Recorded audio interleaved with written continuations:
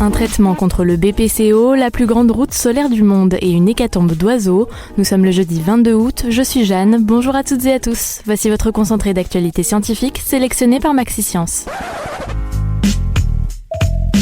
La différence entre l'homme des cavernes et nous, c'est le résultat de la science. Et ce n'est pas une opinion, c'est de la science. Notre monde n'est pas si moche.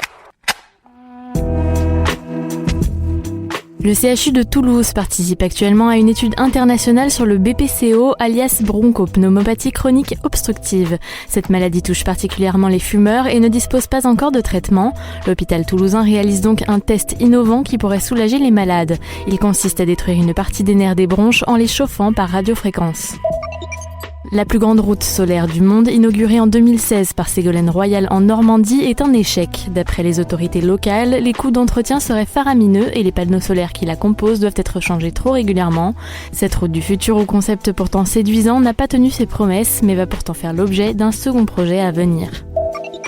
Dans la deuxième plus grande ville d'Équateur, les tickets de bus s'achètent désormais avec des bouteilles en plastique. C'est l'idée originale des autorités locales pour lutter contre la pollution qui encombre le pays. Un aller-retour compte maintenant 30 bouteilles.